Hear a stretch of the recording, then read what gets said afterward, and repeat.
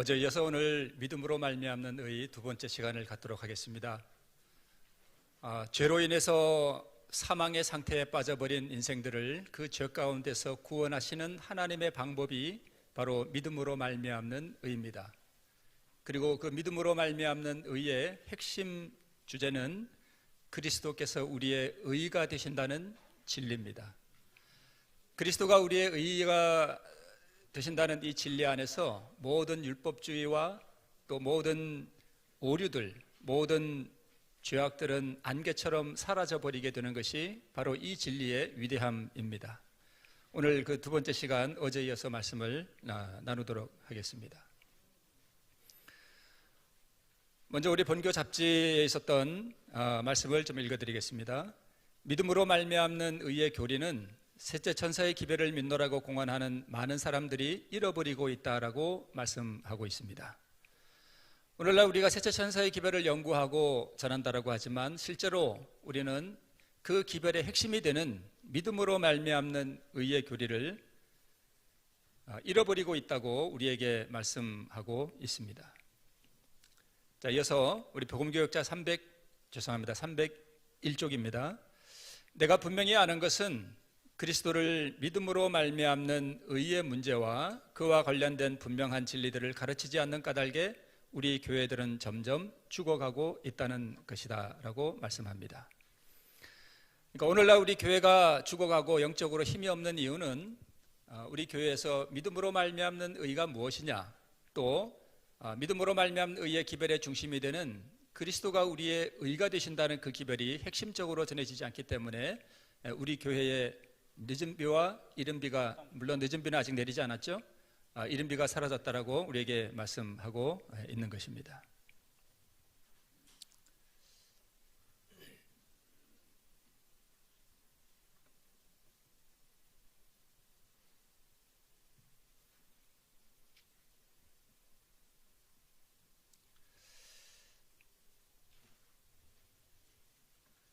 네, 우리가 잘 아는 것처럼 우리 셋째 천사의 기별의 핵심 주제는 바로 믿음으로 말미암는 의입니다. 그래서 오늘 여기 여러분들이 앉아 계신데요, 믿음으로 말미암는 의가 무엇입니까? 라고 물으면 우리 중에 믿음으로 말미암는 의는 이런 것입니다. 그리고 제가 제 삶 속에서 그 믿음으로 말미암는 의를 이렇게 경험했습니다 라고 말할 수 있는 분들이 바로 진실로 셋째 천사의 기별을 아는 분들입니다. 오늘 이 기별을 경험적으로 알고 이것을 다른 사람들에게 설명할 수 있어야 그게 구원이라고 말할 수 있습니다. 그래서 믿음으로 말미암는 의가 정확하게 이런 것이다라고 이론적으로는 말할 수 없을지라도 삶 속에서 그것을 드러낼 수 있는 사람이 바로 진실로 구원 가운데서 죄와 분리된 사람이라고 할 수 있는 것입니다. 자, 우리의 현실과 영원한 복리를 위하여 그처럼 중요한 이 주제에 관한 성경상 진리를 스스로 이해하는 사람은 100명 가운데 한 사람도 없다고 말씀하고 있습니다. 우리의 현실을 드러내주고 또 우리 영원한 생명과 구원을 위해서 가장 중요한 주제는 바로 믿음으로 말미암는 의의 기별입니다. 이것을 스스로 이해하는 사람이 과연 얼마나 되느냐 하는 것을 우리에게 말씀하는 것입니다. 자, 부요하여 재물이 증가되었다고 생각하는 사람들은 무엇 때문에 가련하고 벌거벗은 상태로 되었는가? 우리 계시록에 나오는 라오디게아 교회에 보내는 기별, 즉 우리 교회에 보내는 기별 가운데 증언은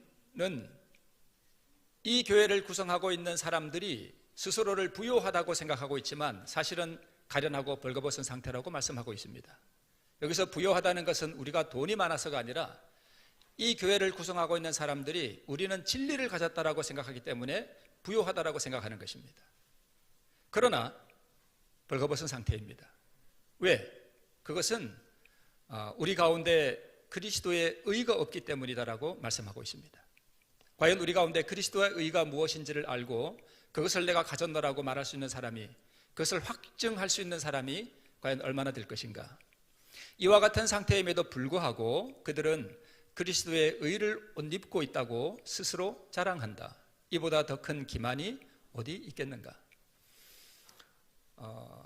문제를 해결하는 가장 좋은 방법은 문제가 있다는 것을 인식하는 것입니다. 자기 인식, 상황 인식, 메타인지라 그러죠. 이것을 인식하고 자기의 상태가 어떠한지를 깨달아 아는 것이 구원의 시발점이 됩니다.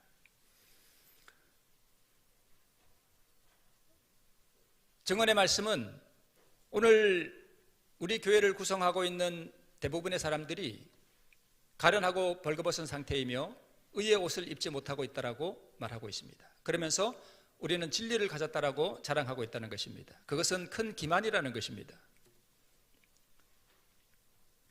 의는 믿음으로 얻습니다. 거듭난다는 것은 우리 예수 그리스도 그분의 의, 그 의를 얻는 것입니다. 의를 얻지 못하는 이유는 어제 말씀을 드렸듯이 우리 안에 있는 아담으로부터 물려받은 그 죄의 본성, 마귀의 품성, 그 자아가 하나님께 드려진 바 되지 않았기 때문이라고 말씀을 드렸습니다. 거듭나고 그리스도의 의, 그것을 내 것으로 소유하기 위해서는 우리 안에 있는 마귀 본성, 그것을 하나님께 바쳐야 합니다. 믿는다는 것은 추상적이고 정적이고 관념적인 개념이 아니라 자기 안에 있는 마귀의 본성을 하나님 앞에 전적으로 드러내놓고 바치는, 그것을 포기하는 순종을 말합니다. 여러분, 믿는다는 것이 무엇입니까? 믿음이 무엇입니까? 라고 누가 여러분에게 질문을 한다면 믿음은 이런 것입니다 라고 여러분 대답하실 수 있습니까? 자, 이 그림은 나아만이 문둥병을 고치러 왔다가 엘리사 선지자의 말을 듣고 심히 불쾌하고 또 내 생각에는 하면서 가려고 할 때 종들이 나와서 내 아버지여, 선지자가 이보다 더 큰 일을 행하려 하였다면 하지 않았겠습니까? 하물며 씻어 깨끗하라 하는데 그거 못하겠습니까? 라고 권면하는 내용입니다. 여기 이 종이 나와서 이렇게 설명하는데 이 종이 하는 말은 성령의 역사입니다. 성령께서 이 나만을 구원하기 위해서 씻으라고 권면하는 것이죠. 나만의 질병의 본질은 문둥병이 아니라 그의 자아의 교만입니다. 엘리사는 그리스도를 상징하고요, 병 나음은 믿음으로 그리스도의 의를 자기의 것으로 받는 것을 상징합니다. 요단강에 들어가는 것은 자아의 포기를 상징합니다. 왜 자아의 포기를 상징하는가 하면 어제 말씀드렸듯이 생각이 잘못되면 감정이 잘못되고요, 생각과 감정이 합하여 우리의 도덕적 품성을 이루기 때문에 그렇습니다. 그래서 나아만은 이 치유의 방법에 대단히 화가 났습니다. 내 생각에는 하나님의 치유의 방법이 자기 생각과 달랐기 때문에 그는 분개했습니다. 그래서 요단강에 들어간다는 뜻은 나의 생각과 나의 감정을 포기하는 것을 의미합니다. 그것을 믿음이라고 합니다. 그러므로 믿음이라고 하는 것은 마귀의 내 안에 유전되어 내 영혼, 내 DNA 속에 깊이 뿌리내긴 그 자아를 하나님 앞에 바치고 포기하는 순종의 행위를 포함하는 것을 믿음이라고 합니다. 그러므로 자아를 굴복시키는 순종이 따르지 않는 믿음은 헛된 믿음입니다. 나만의 자아와 하나님의 말씀과의 충돌, 또 쟁투, 시험하는 진리가 나만에게 이르러 왔습니다. 자아를 포기할 것이냐, 하나님께서 제시하신 말씀을 포기할 것이냐, 이 둘 중에 어느 것을 선택할 것이냐 하는 시험이 나만에게 이르러 왔던 것입니다. 나만은 완전한 자아 굴복의 순종으로 의를 받았습니다.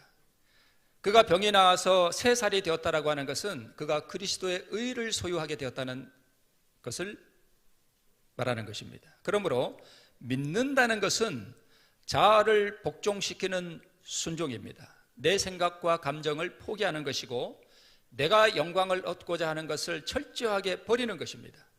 내가 없어지는 것입니다.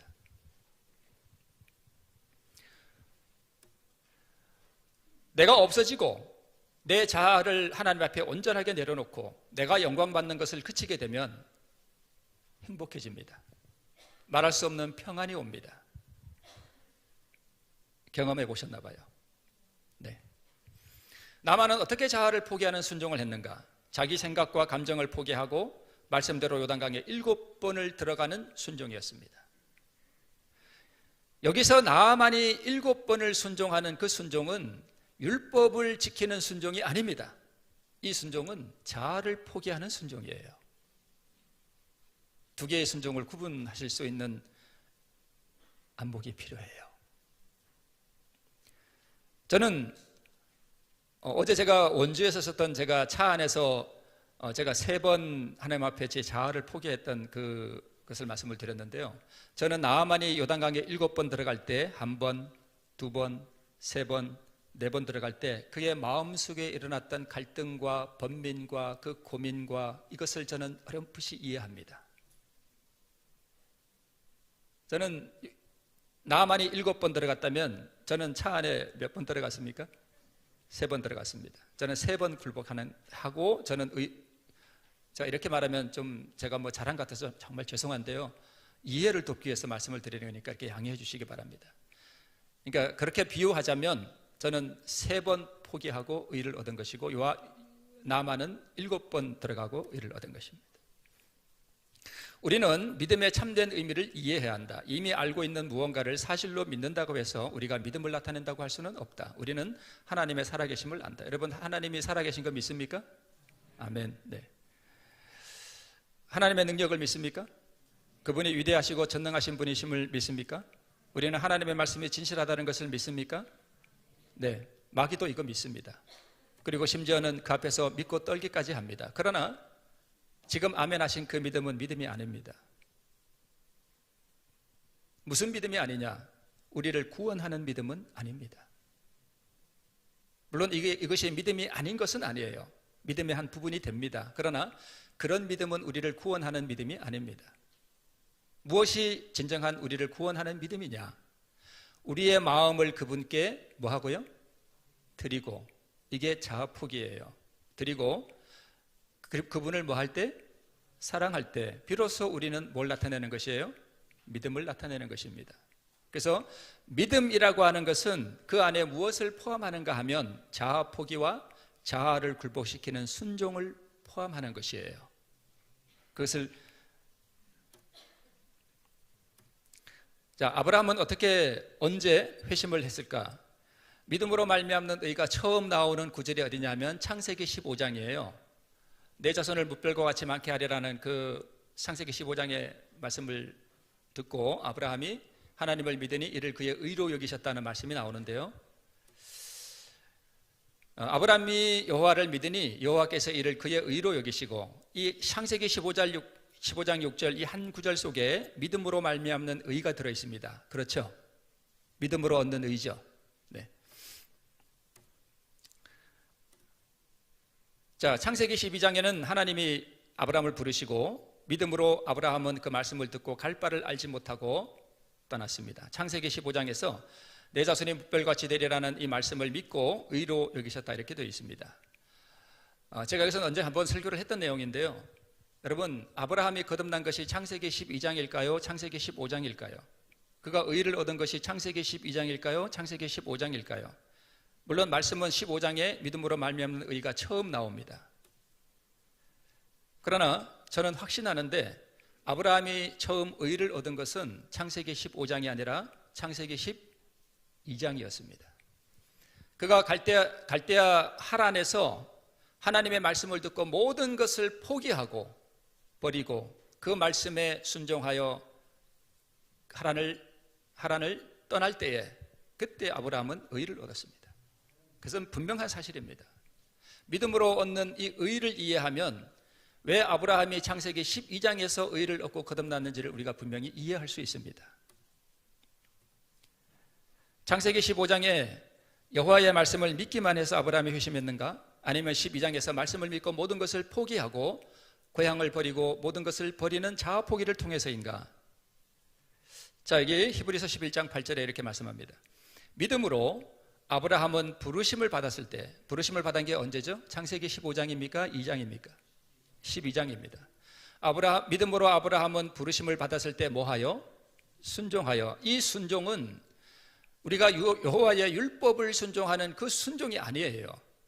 이 순종은 하나님의 말씀 앞에 자기의 자아를 포기하고 바치는 자아 포기의 순종을 말해요.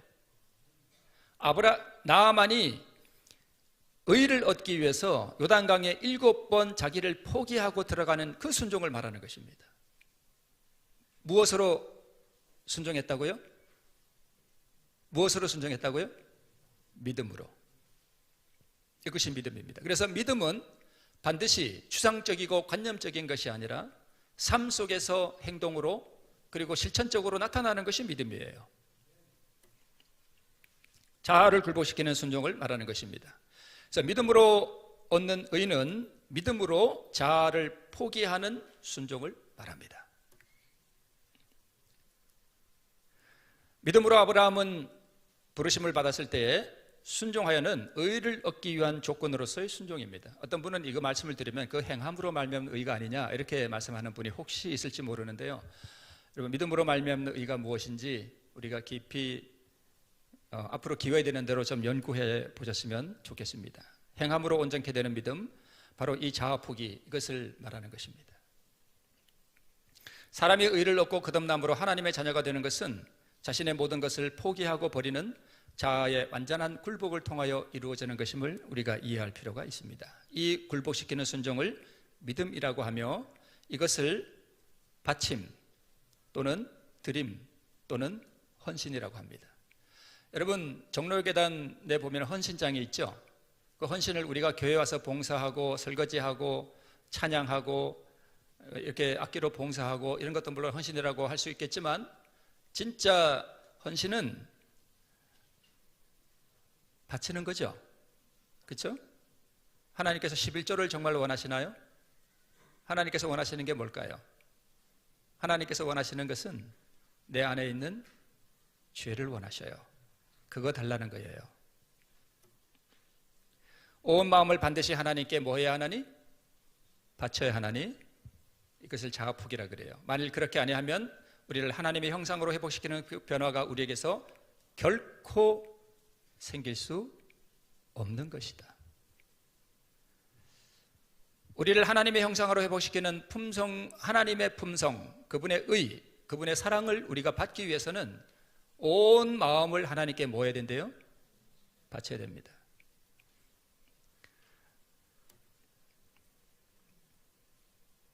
사람들이 천국 가고 싶고 착해지고 싶고 그러고 가고 싶은데 뭐는 안 한대요? 마음을 하나님께 바치는 데까지는 이르지 않는다라고 말합니다. 우리가 잘 아는 밭에 감추인 보화를 발견한 농부가 이것을 발견하고 자기의 것으로 삼기 위해서 자기의 소유를 다 팔아서 그 밭을 뭐 했습니까? 샀습니다. 그 다음에 어떤 한 상인이 아주 극히 값진 진주 하나를 만나매 이 진주를 자기의 것으로 삼기 위해서 자기의 모든 소유를 다 팔아서 그 진주를 샀습니다. 여러분, 밭에 감추인 보화와 이 극히 값진 진주가 뭘까요? 첫 번째는 그리스도이시고요. 또 달리 표현한다면 그리스도 우리의 의예요. 우리는 신앙생활을 하시면서 죄 문제에 집중하면 우리는 결코 죄를 이길 수 없습니다. 우리가 집중해야 할 부분은 죄가 아니라 내가 어떻게 죄를 이길 거냐, 이 문제에 집중해서가 우리가 승리가 절대 이루어질 수 없습니다. 우리가 집중해야 할 것은 내 죄가 아니라 무엇이에요? 그리스도의 의예요. 의에 집중하셔야 돼요. 내가 그 의를 어떻게 내가 소유할 것인가, 그것을 어떻게 내 것으로 삼을 것인가에 집중할 때 우리는 죄를 이길 수 있는 것입니다. 이 값진 진주와 밭에 감추인 보화는 그리스도 우리의 의를 상징해요. 성경의 가장 값진 진주, 그것은 그리스도가 우리의 의라는 거예요. 그리스도 우리의 의, 구원과 생명, 그리스도의 품성과 사랑, 그리스도의 의, 예수님의 품성, 그분의 사랑, 그분의 자비, 신성의 생명, 이 모든 것이 다 의예요. 하나입니다. 그대들은 회개한 죄인에게 전가시켜 주시는 주님의 의의 선물을 자기의 것으로 삼아야 한다. 내가 율법을 잘 지킬 수 있나요? 내가 율법을 내게 능력 주시는 자 안에서 내가 모든 것을 할 수 있다라고 하니까 하나님이 나에게 능력 주시면 내가 율법을 지킬 수 있을 것으로 착각해요. 절대 아닙니다. 하나님은 우리가 죄를 이기도록 능력 주시는 분이 아니에요. 뭘 주시는 분이에요? 그분의 의를 주시는 분이에요. 넌 할 수 없어. 내가 능력 준다고 네가 율법을 순종하는 게 아니야. 너에게 필요한 것은 오직 나의 완전한 의가 필요한 거야. 내가 그거 줄게. 전가시켜 주시는 것입니다. 그러면 농부와 상인이 모두 팔아버린 자기 소유는 무엇일까요? 여러분 가진 게 뭐 있죠? 강남에 아파트 가지고 계신가요? 뭐 가지고 계시죠? 네. 벤츠 가지고 계시나요? 벤츠? 우리가 가진 것은요, 타락하고 부패하고 가증하고 더러운 죄밖에 없습니다.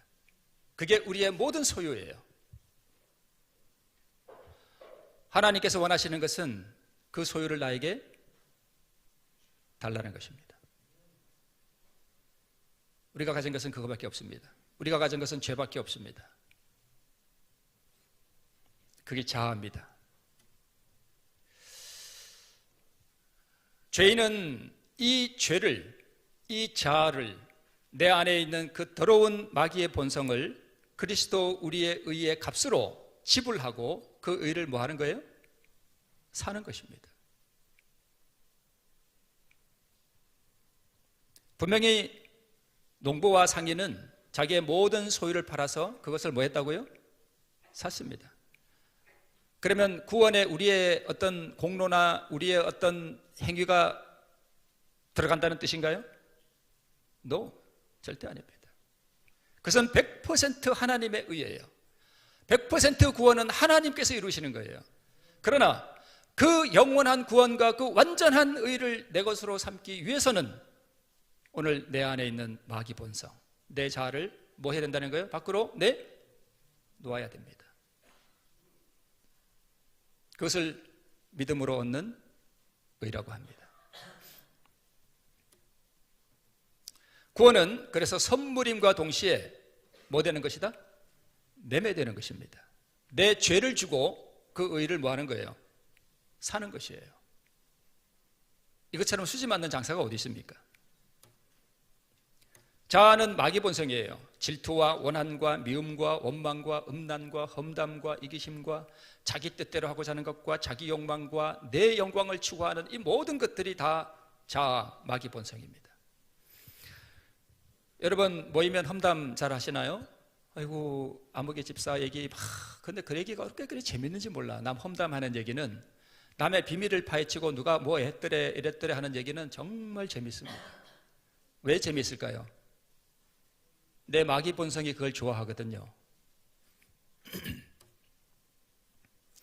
어제 제가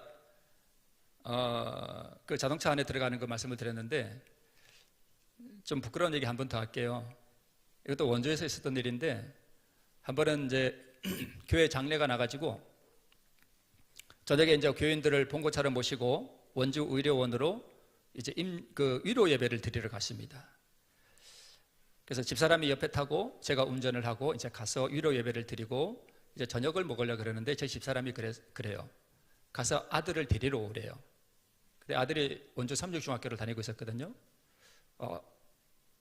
지금 겨울이라 추운데 벌써 날은 어둑어둑해지는데 난 밥을 먹으려고 그러는데 갔다 오라는 거예요. 저는 얼굴에 이 표정을 숨길 일을 잘 포커페이스가 안 돼요. 그래서 교인들이 제 얼굴을 볼까봐 얼른 나왔습니다. 그 화난 얼굴을 볼까봐. 나와가지고 봉고차를 몰고 원주 삼육중학교로 갔어요. 가는데 얼마나 화가 나는지 원주에서 그 우산동에 있었던 거는 아무것도 아니에요. 가서 원주 삼육중학교 갔는데 벌써 어둑어둑해졌어요. 휑하고 청해요. 의연아 하고 불렀더니 저 어디서 에 하고 뭐가 나오는데 보니까 아가 시퍼래. 얼마나 기다렸냐니 1시간을 기다렸대. 근데 그 얘기를 들으니까 더 화가 나는 거예요. 그런데 이제 애를 데리고 이제 원주 의료원으로 오는데 그 원주 그 체육관 쪽을 왼쪽에 끼고 내려가는데 미칠 것 같아요. 이게 폭발을 할 것 같아가지고 제가 그렇게 화난 적이 별로 없었던 것 같아요. 왜 그렇게 화가 나는지 그걸 빨리 처리를 했어야 되는데 그걸 못한 거예요. 이거 이 상태로 교인들 앞에 가면 이거 큰일 날 것 같아요. 제 그 일그러진 얼굴과 그 마귀 같은 얼굴을 교인들이 보면 뭐라 그러겠어요. 이거 도저히 안 될 것 같아. 그래서 제가 하나님 살려주세요 그랬습니다. 하나님 좀 살려주세요. 그때 뭔가 이렇게 타 이르는 듯 부드러운 어떤 생각이 하나 싹 이렇게 스쳐갑니다. 그건 저는 하나님의 음성이라 생각해요. 뭘 이렇게 들은 건 아니에요. 근데 무슨 제 생각인지 남의 생각인지 제 머리를 스쳐가는 생각이 하나 탁 지나가는데, 얘야 너도 잘못하지 않았니? 딱 이 생각이었습니다. 얘야 너도 잘못하지 않았니? 나중에 생각해보니까 참 부드러웠던 것 같아요, 그 음성이. 그래서 제가 거기서 시인했습니다. 네 주님, 저도 잘못했습니다. 애 데리러 오는 게 집사람이 뭐 꼭 해야 되나요? 저는 하면 안 되나요? 그죠? 하나님, 맞습니다. 저도 잘못했습니다. 하나님, 저 좀 살려주세요. 하나님, 저 좀 살려주세요. 막 이게 정확하게 생각도 안 나요. 너무 화가 나가지고 제가 뭐라고 기도했는지도 잘 생각이 안 납니다. 하여튼 살려달라 그랬던 것 같아요. 그런데 순식간에 원주 우산동에 있었던 건 아무것도 아니에요. 순식간에 그 분기 탱천한 게 봄눈 녹듯이 사라져 버렸습니다. 잠잠하라, 고요하라. 너무 평안했습니다. 좀 전까지 그 붕괴했던 게 어디 갔지? 그게 어디 갔지? 제가 너무 편하게 얼마 안 남은 거리지만 거길 내려갔습니다.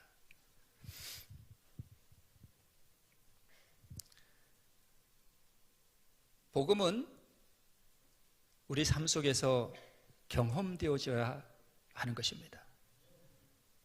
믿음으로 얻는 의는 오늘 내 안에 있는 마귀의 본성을 참 그게 어렵지만 그게 불가능하지만 하나님 저 좀 살려주세요 라는 마음으로 정말 간절하게 그거 하나님 앞에 내놓으면 하나님께서 그거 가져가셔서 십자가에 못 박아 버리시고요, 나에게 의를 주셔요. 그 의가 평안이에요. 내가 그리스도와 함께 십자가에 못 박혔나니, 그게 십자가에 못 박히는 거예요. 그런 적 이제는 내가 산 것이 아니요, 오직 내 안에 그리스도께서 사신 것이라. 이제 내가 육체 가운데 사는 것은 나를 사랑하사 나를 위하여 자기 몸을 버리신 하나님의 아들을 믿는 믿음 안에서 사는 것이라. 믿음은 내가 죽는 거예요. 내가 죽어야 그게 믿음입니다. 나를 죽이지 않는 믿음은 헛된 믿음이고, 나를 포기하는 순종에 따르지 않는 믿음은 가짜 믿음이에요.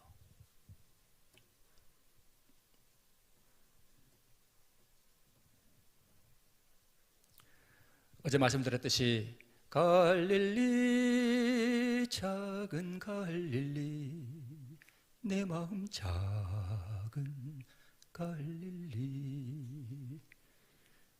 풍랑이 있는 내 마음의 바다, 내가 거기 빠져 죽을 것 같은, 내가 교회 목사고 내가 장로인데, 내가 교회를 수십 년을 다녔는데 왜 나는 내 감정을 제어하지 못할까? 왜 나는 내 가정에서 의를 드러내지 못할까? 그 고민, 그 고뇌, 그거 좀 많이 겪어보셔야 돼요. 그래야 의를 사모하게 되어 있습니다. 내 마음의 분노의 그 감정을 하나님 앞에 바칠 때에만 바다가 잔잔해집니다. 주님께서는 오늘 또 살아계셔서 갈릴리 바다의 그 배에 의해서 풍랑이 있는 바다를 향해서 잠잠하라, 고요하라 라고 말씀하셨던 그분은 오늘 또 살아계셔서 오늘 우리가 내 마음에 있는 그 폭풍의 감정들을 주님 앞에 내어놓으면서 살려달라고 부르짖으면 그분이 친히 내 마음에 오셔서 말씀해 주십니다. 잠잠하라, 고요하라. 이것이 믿음으로 얻는 의입니다. 믿음은 바치는 것이고요, 잔잔해진다는 뜻은 그리스도의 의를 상징합니다. 자, 우리 구약 성경에 보면 이 마온이라는 곳에 한 부자가 살았다고 이렇게 나옵니다. 업이 갈멜이 있고 하여튼 뭐 부자예요. 이름은 나발이고요, 그 아내의 이름은 아비가일입니다. 그 여자는 청명하고 용모가 아름다우나 남자는 완고하고 행사가 악하다 이렇게 되어 있습니다. 자, 이 여자분 참 아름답죠? 그렇죠? 남자는 참 그렇게 생겼죠? 진짜 나발같이 생겼습니다. 근데 이 둘이 뭐예요? 둘이 뭐예요? 부부예요, 부부. 부부는 몸은 둘이지만 사실은 상징적으로 뭐예요? 하나예요, 하나. 이러므로 남자가 부모를 떠나 그 아내와 연합하여 둘이 한 몸을 이룰지로다 이렇게 말씀을 했거든요. 그래서 로마서에 보면 남편이 있는 여인이 그 남편 생전에는 법으로 그에게 매인받으나 만일 그 남편이 죽으면 남편의 법에서 벗어났느니라. 로마서 7장에서 말하는 이 남편이 뭐냐? 바로 제어되지 않는 우리의 감정, 그 마귀 본성, 그게 바로 내 남편이에요. 그 남편이 나를 힘들게 하죠. 그렇죠? 그게 내 남편이란 말이에요. 그 남편이 죽으면 내가 또 다른 남편에게 갈 수 있다는 거죠, 남자에게. 그 남자가 누구예요? 예수 그리스도. 그리스도 우리의 의예요. 이 영원하고 복되고 아름다운 이 남편, 우리 구주 예수 그리스도, 그분의 의를 내 것으로 삼기 위해서는, 그분을 나의 남편으로 삼기 위해서는 내 안에 있는 남편을 뭐 해야 된다는 얘기예요? 죽여야 된다는 거예요. 그래서 전 표현이 여러분 죄송합니다만 조금 양해해 주십시오. 남편을 죽인 사람만 하늘에 갑니다.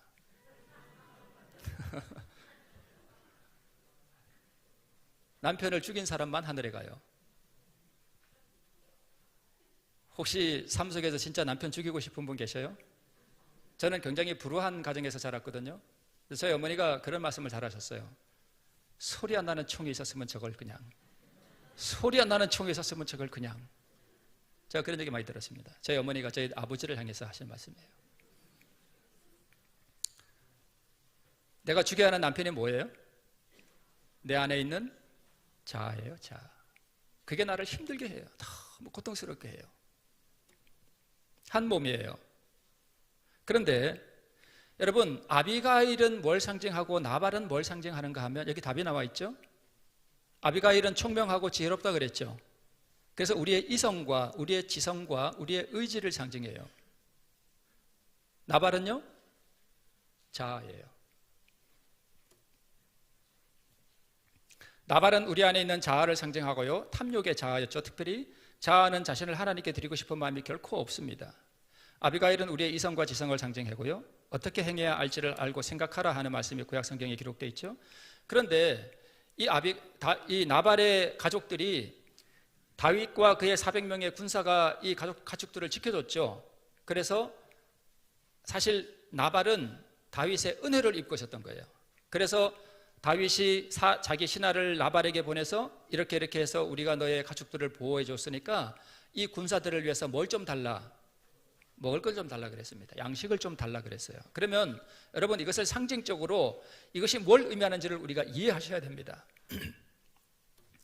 다윗이 요구한 게 뭐냐면 은혜를 은혜되게 해라. 우리가 다 은혜로 사나요? 그렇죠. 다 우리가 하나님의 은혜로 삽니다. 은혜를 은혜되게 하라는 것인데, 나발에게 다윗이 보내서 너의 양식을 좀 달라고 하는 것은 영적으로 뭘 상징하는가 하면 내 마음 속에 있는 그 탐욕의 자아를 포기하고 나에게 뭐하라? 달라는 거예요. 다윗은 누굴 상징하죠? 그리스도를 상징해요. 그리스도가 그 탐욕적인 자아를 향해서 그거 내놔라 이거예요. 너 그거 내놔라. 나발에게 하나의 시험하는 진리가 주어졌습니다. 즉 다윗은 나발에게 자아를 굴복시키도록 요구한 거예요. 성경을 우리가 믿음으로 얻는 의가 무엇인지를 이해하면 이 성경이 이렇게 보여요. 자아를 하나님께 굴복시키는 것이 그분이 요구하시는 것의 뭐다? 전부다. all이다. all. 전부다 이거예요. 자, 이 그림 제가 이거 자주 쓰는 그림인데요. 이 그림은 믿는다는 것이 무엇이냐? 구원 얻는 방법이 무엇이냐? 그리스도를 나의 남편으로 모시고 사는 것이 무엇이냐? 어떻게 그것이 이루어지느냐 하는 것을 보여주는 그림입니다. 이 그림을 그린 분이 이것을 이해하고 그렸는지는 잘 모르겠습니다만 저는 이 그림이 그렇게 보입니다. 자, 저 붉은 동그라미 안에 아비가일이 저걸 가지고 오죠. 이 붉은 동그라미 안에 있는 것이 무엇인가요? 다윗이 나발에게 뭐 했던 거? 요구했던 것입니다. 자아예요. 탐욕의 자아, 즉 아비가일은 상징적으로 자기 남편을 뭐하고 온 거예요? 데리고 온 것입니다. 남편 데리고 온 거예요. 자아를 데리고 온 거예요. 자아를 바치러 온 거예요. 다윗이 요구했던 거. 아비가일은 지성과 선택력과 의지를 상징해요. 물론 우리의 지성과 우리의 선택력과 우리의 의지력도 죄로 인해서 다 망가져버리긴 했지만 우리는 이것을 성령의 도우심을 통해 할 수 있습니다. 이 아비가일에도 종들이 아비가일에게 말하죠. 여차여차 이렇게 됐다. 당신은 어떻게 행할 줄을 알아라. 그리고 행해라 라고 말하죠. 성령의 음성이에요. 다윗은 그리스도 우리의 의를 상징합니다. 예수님을 상징해요. 다윗의 후손으로 오신 그리스도. 그래서 이 앞에 있는 이 그림은 다윗이 아비가일의 남편이 되는 결정적인 사건이 됨을 보여주고요. 다윗은 그리스도와 그분의 의를 상징하고 그러므로 이 그림은 우리가 어떻게 의를 얻을 수 있는지를 보여주는 그림입니다. 바로 그리스도의 의는 내 안에 있는 나발, 내 자아, 내 마귀 본성을 뭐함으로 얻어요? 바침으로 얻는 것입니다. 이것을 믿음으로 얻는 의라고 합니다. 만일 아비가일이 다윗을 만나러 올 때 뒤에 가지고 오지 않았더라면 어떻게 됐을까요? 다윗이 아비가일에게 이르되 오늘날 너를 보내어 나를 영접하게 하신 이스라엘 하나님 여호와를 찬송할지로다 라고 말씀합니다. 여기서 나가 뭐냐? 물론 다윗이죠. 그런데 우리가 성경을 읽으면서 그것을 다윗으로만 보면 성경을 이해할 수가 없습니다. 이것을 우리에게 적용할 수 있어야 돼요. 여기서 나는 그리스도 우리의 의를 말해요. 우리가 어떻게 의를 얻을 수 있을 것이냐?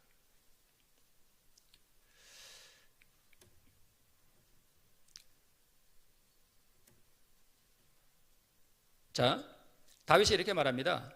오늘날 너를 보내어 나를 뭐하게 하신, 영접하게 하신. 그러니까 아비가일은 다윗을 영접하러 나간 거예요. 그죠? 자, 그런데 우리 요한복음 1장 12절에 보면 영접하는 자, 곧 그 이름을 뭐하는 자들에게는, 믿는 자들에게는 하나님의 자녀가 되는 권세를 주셨다 이렇게 말씀하고 있습니다. 그러므로 영접하는 것과 믿는 것은 뭐예요? 같아요. 영접하는 것이 곧 믿는 거예요. 그러면 아까 그 그림에서 믿는 것이 무엇이냐 하는 것을 우리가 보여주는 그림이에요. 그죠? 믿는다는 것은 그리스도를 영접하는 것입니다.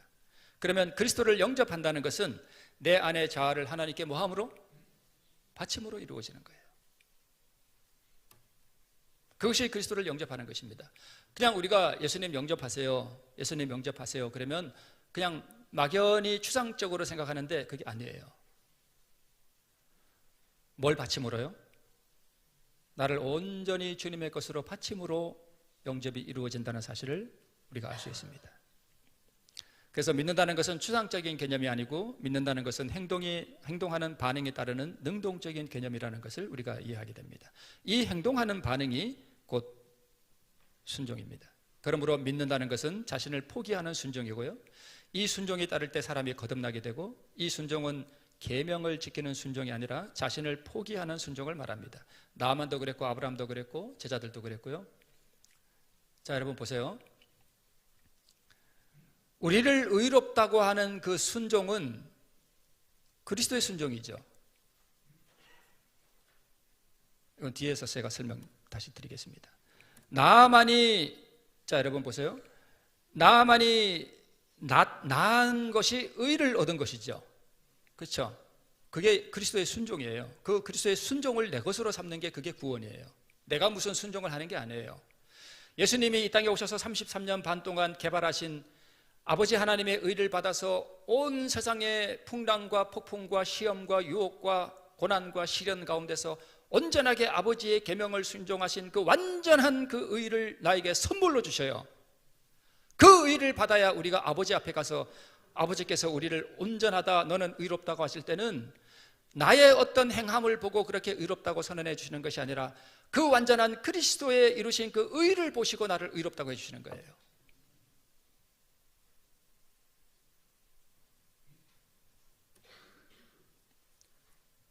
그러므로 믿는다는 것은, 그래서 그 의를 나의 것으로 삼기 위해서는, 그래서 나아만이 나았죠.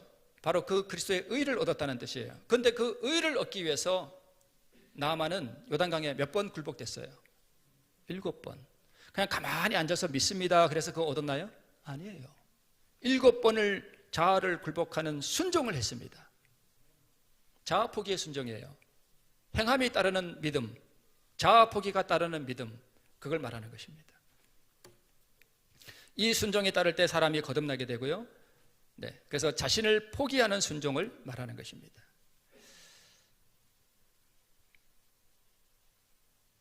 자신으로 더불어 싸우는 싸움은 일찍이 싸운 싸움 중 가장 큰 싸움이다. 모든 것을 하나님의 뜻에 복종시키며 자신을 뭐 하는 일은요? 바치는 일은 뭐가 요구된대요? 고투, 엄청나게 어려운 투쟁이 요구된다는 것입니다. 그러나 심령이 새로워져서 성결케 되려면 그 심령은 하나님께 반드시 뭐 시켜야 돼요? 순복을 시켜야 됩니다. 이제 마지막 컷입니다. 어제도 제가 보셨던 거죠? 율법은 우리에게 뭘 요구하는가 하면 의를 요구해요. 근데 우리에게 의가 있습니까? 없습니까? 우리가 의를 만들어낼 수 있습니까? 없습니까? 없습니다. 하나님이 능력 주시면 내가 의를 만들어낼 수 있습니까?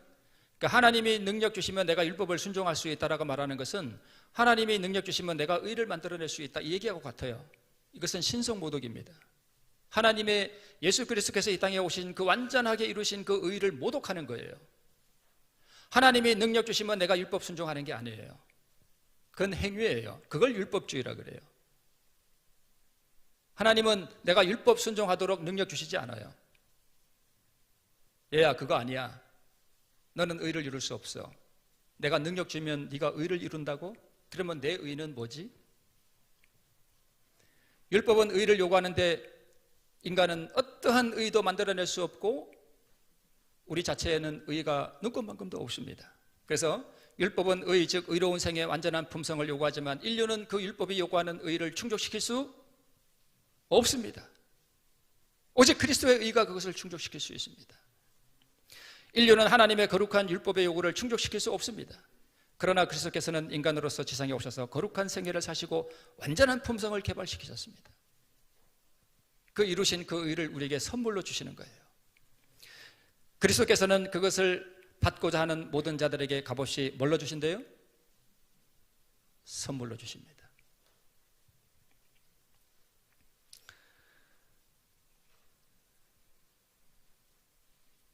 오늘 우리 서울영화학원교회 우리 성도님들은 그것, 의를 받고자 하는 욕구가 있습니까? 이 욕구를 갖기 위해서는요, 죄와 싸워서 피 흘려본 경험이 있어야 이 의를 사모하게 되어 있습니다. 그래서 어제도 말씀을 드렸지만 많이 실패해보고 가정이 좀 파탄나보고, 그렇다고 꼭 파탄나야 할 이유는 없습니다만 그런 걸 좀 이렇게 좀 알고 죄가 얼마나 무서운지 좀 경험해보고 내가 죄를 싸워서 승리하는 것이 얼마나 어렵고 불가능한 것을 처절하게 피 흘리면서 느껴본 사람이, 아, 이게 안 되는 거구나. 우리 인간이 이걸 하면 할 수 없는 거구나. 내가 율법을 지킬 수 없는 거구나. 그러면 내가 어떻게 구원을 얻을 것이냐? 그 방법이 뭐냐? 그걸 소개하는 게 믿음으로 말미암는 의예요. 너 그거 내놔라. 그럼 내가 뭐 줄게? 내 의를 줄게. 내 의를 줄게. 그게 영원한 생명이고 그게 구원이고 그게 생명이야. 오늘 우리 서울영화관교회 우리 모든 성도님들이 성령의 역사하심과 그분의 권능으로 말미암아 내가 얼마나 죄 가운데 비참한 상태에서 죽어버린 인생인지를 깊이 깨닫고 내가 얼마나 문둥이 같은 인생임을 깊이 깨닫고 그리스도의 의를 사모하고 그것을 열렬하게 고대하고 구함으로 말미암아 그리스도의 의를 소유하고 영원한 생명과 구원과 빛 가운데 걸어가시는 우리 성도님들 되시길 바라면서 말씀을 마치겠습니다.